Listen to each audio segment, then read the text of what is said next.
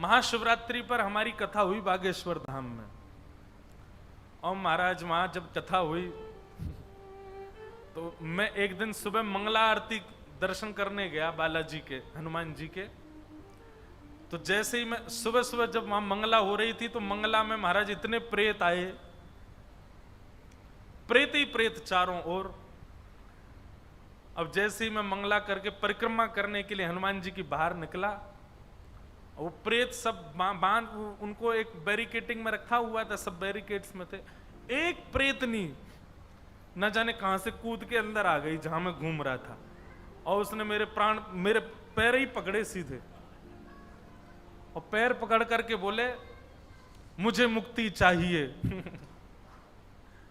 अरे मैंने की कथा में आजा, मुक्ति मिल जाएगी, मुझे मुक्ति चाहिए, वो मुक्ति चाहिए। इतना कस के पकड़ा, 4 लोग खींचे मुझे, तब जाकर के उसने पाम छोड़ा। पाम मेरा अंगूठा वो मुख में बस उसको खाने ही वाली थी, इतने तो पांव बच गए मेरे। मैंने कहा मेरे साथ इतने लोग, इसने मुझको ही क्यों पकड़ा, मेरा ही पाम क्यों पकड़ा। तब बात समझ में आई कि हम भागवत के वक्ता बन के कथा सुना रहे हैं ना। प्रेतों को भी पता होता है कि हमारी मुक्ति कहां से होने वाली है। प्रेतों को ये कोई हम अपनी महिमा नहीं गा रहे, कहीं पता चले आप अपने घर के प्रेत जिनमें आ रहे हो उनको फोन कर दो, आ जाओ पंढरपुर। भाई ये सब काम नहीं है हमारे। ये भागवत जी की महिमा है और इसके व्यास मंच पर बैठने की महिमा है। ये ब्राह्मण देवता जो यहां बैठ करके पाठ कर रहे हैं, इनकी महिमा जानिए। भागवत जी सामान्य नहीं है, साधारण नहीं है भागवत जी। प्रेत व्यक्ति क्यों बनता है? अपने 100 वर्ष की आयु में गलत कार्य करने की वजह से बनता है। भागवत जी पहले ही मना कर रही है, मत करो मत करो मत करो मत करो, ये गलत कार्य हैं, ये सब नहीं करने चाहिए, तुम प्रेत योनि में चले जाओगे। और उसके बाद व्यक्ति प्रेत बन जाता है, उसको कोई स्वीकार नहीं। आपको पता है प्रेत कब बनता है व्यक्ति? जब उसको नरक में भी जगह नहीं मिलती, तब प्रेत बनता है। मतलब सारे लोकों में कहीं ना कहीं स्थान मिलता है। कोई शिवलोक चला जाता है, कोई ब्रह्मलोक चला जाता है, कोई विष्णु लोक जाता है, कोई गोलोक जाता है, कोई कहीं जाता है। और सबसे गिरता गिरता गिरता गिरता गिरता जो पापी लोग होते हैं वो नरक में जाते हैं। नरक भी बहुत प्रकार के होते हैं, उनमें जाते हैं। उनमें भी किसी को स्थान नहीं मिलता तो वो पृथ्वी पर ही प्रेत बन जाता है। सोचो, उस प्रेत को मुक्ति प्रदान करती हैं भागवत जी। उस प्रेत को जिसके लिए सबने द्वार बंद कर दिए, उसको केवल भागवत जी की सप्ताह कथा, 7 दिन बहुत दूर की बात है। पहले दिन व्यास मंच पर बैठ करके व्यास जी और 5 ब्राह्मण बैठ करके सस्वर भागवत जी का पाठ करते हैं, और व्यास जी जैसे ही भागवत का श्लोक गाते हैं, वो प्रेत कहीं भी होगी वहीं से मुक्त होकर के भगवत धाम चली जाती है।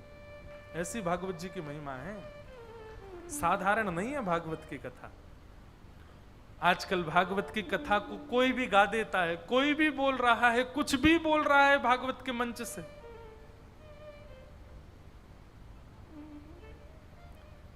भागवत जी सामान्य नहीं है, साधारण नहीं है। भक्ति प्रदान करती हैं, प्रेम प्रदान करती हैं, ज्ञान प्रदान करती हैं, वैराग्य प्रदान करती हैं, और सब छोड़ो मुक्ति प्रदान करती हैं भागवत जी।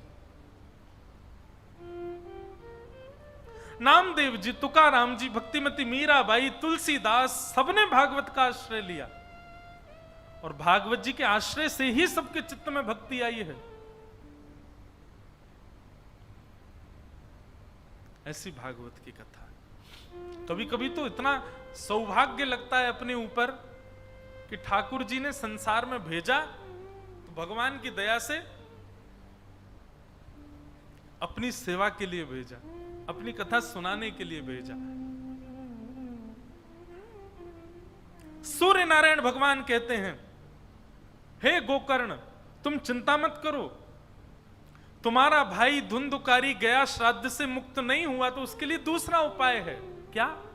श्रीमद् भागवतान मुक्ति सप्ताहम वाचनं कुरु इति सूर्यवच सर्वै धर्म रूपम तो विश्रुतम। सूर्य नारायण कहते हैं भागवत की कथा करो। तब गोकर्ण जी महाराज ने भागवत की कथा की, और उस भागवत की कथा में एक ग्रंथि थी, उसके सप्त ग्रंथियां 7 दिन में फट गईं, और उसी में विराजमान धुंधुकारी प्रेत, जो कि महाप्रेत बन चुका था, वही दिव्य स्वरूप धारण करके बाहर आ गया और विमान में बैठ करके व्यास मंच को प्रणाम करता हुआ भगवत धाम को प्रस्थान कर गया। गोकर्ण जी महाराज ने विष्णु दूतों से पूछा, कथा तो इतने सारे लोगों ने सुनी, मुक्ति केवल एक की क्यों हुई? सबकी मुक्ति हो जानी चाहिए। विष्णु दूतों ने बहुत सुंदर उत्तर दिया कि श्रवणस्य विभेदेन फल भेदोत्र संस्थितः, श्रवणं तु कृतं सर्वैः न तथा मननम कृतम। बहुत अच्छी बात। बोले श्रवण में भेद आया है, मतलब बोले जितने लोग कथा में बैठे हैं केवल सुन रहे हैं, सुनी हुई बात को मनन नहीं कर रहे। व्यास जी ने कथा में कहा कि किसी से ईर्ष्या नहीं करनी चाहिए। व्यक्ति सामने बैठ के सुन रहा है, सर भी ला रहा है, सही कह रहे हैं, ईर्ष्या नहीं करनी चाहिए। आधा घंटा बाद ही कुछ ऐसा हो गया, उसको देख करके तुरंत उसके प्रति ईर्ष्या भाव आ गया। ठाकुर जी बड़े पता कैसे हैं, इंस्टेंट टीचर हैं हमारे ठाकुर जी। जैसे ही आप कोई अच्छी बात सुनते हो और अच्छी बात सुनकर के आप सिर हिलाते हो कि हाँ मैं इसको जीवन में उतारूंगा, ठाकुर जी उसी दिन परीक्षा ले लेते हैं, दिखा बेटा कैसे उतार रहा है।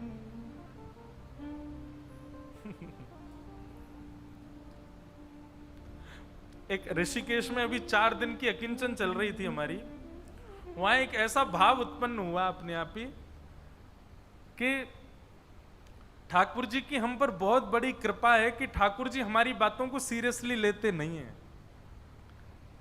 हे नाथ, मैं आज के बाद ऐसा नहीं करूंगा, मैं आज के बाद बहुत पवित्र जीवन जीऊंगा, मैं आज के बाद कभी पत्नी पर क्रोध नहीं करूंगा, मैं आज के बाद कभी 2 नंबर का काम नहीं करूंगा, मैं आज के बाद कभी भी दूषित प्रकार से धन कमाने की इच्छा नहीं रखूंगा, अपनी कामनाओं पर, अपनी वासनाओं पर मैं अब आज के बाद मैं थोड़ा लगाम लगाऊंगा।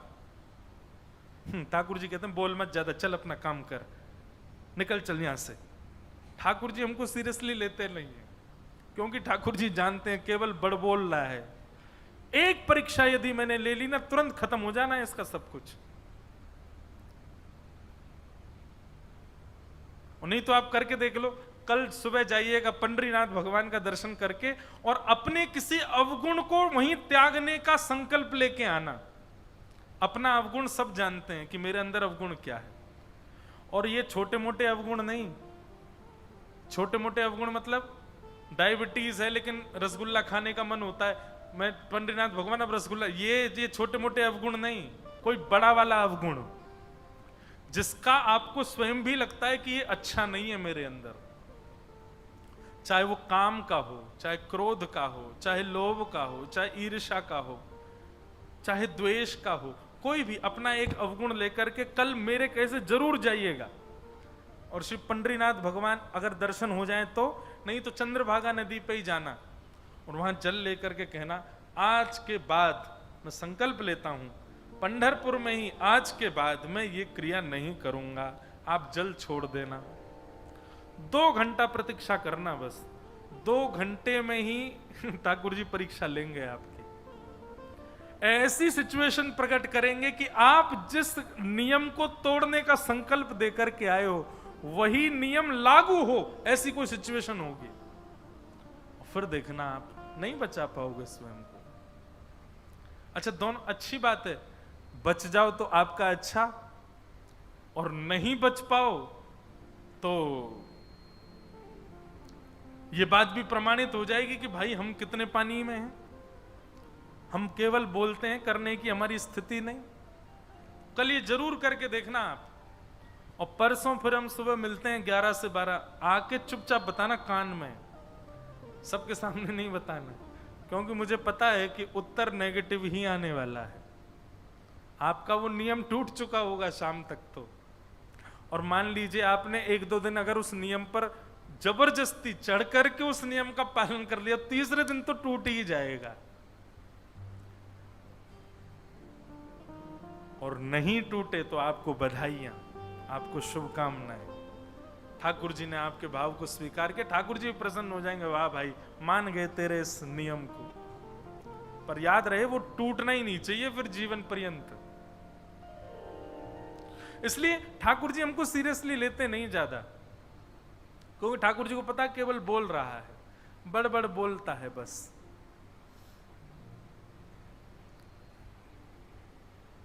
विष्णु दूतों ने कहा सबकी मुक्ति इसलिए नहीं हुई क्योंकि सबने केवल कथा को सुना है, उतारा नहीं है जीवन में। और दूसरा कारण सबकी मुक्ति इसलिए नहीं हुई है कि सब मुक्त होने के लिए कथा में नहीं बैठे हैं। कथा चल रही है, इतने सारे लोग बैठे, सब लोग मुक्त होने के लिए थोड़ी बैठे हो यहां पे। सब लोग अपनी रिटर्न टिकट लेके आए हो, वापस कहां कहां जाना है हमें। ऐसा तो नहीं सोच के आए थे कि पंढरपुर जाएंगे वहीं रह जाएंगे हमेशा, वहीं विमान आ जाए हमारा, चंद्रभागा नदी के तट से टाटा सबको बाय करते हुए निकल जाएंगे। ऐसा तो नहीं सोचा आपने। और कहीं ऐसा हो भी गया, विमान आ गया, तो आप सब मेरे पीछे पड़ जाओ, व्यास जी इसलिए तो नहीं बुलाया था आपको, यहीं से ही विमान में बैठा तो हमको, हम तो कथा सुनने आए थे, कुछ दिन और संसार में रह के क्रियाकलाप करने। तो विमान 2 लोगों के लिए आता है। पहला वो जो सुनकर के मनन करता है अपने जीवन में, और दूसरा वो जो वास्तव में मुक्ति के लिए ही बैठा है, मुझे मुक्त ही होना है, इस कामना से जो बैठा है, विमान आएगा उसके। कितनी बार कथाओं में ऐसा देखा है। 7वें दिन कथा के कई बार अनुभव किया कथाओं में कि कोई माता जी, कोई भैया जी या कोई भी व्यक्ति भगवत धाम प्रस्थान कर जाते हैं बिना किसी कष्ट के। कथा सुनते सुनते उनके अंदर ये भावना उत्पन्न हो जाती है हमको जाना है, तो विमान आता है। इस प्रकार भागवत जी के महात्म्य में धुंधुकारी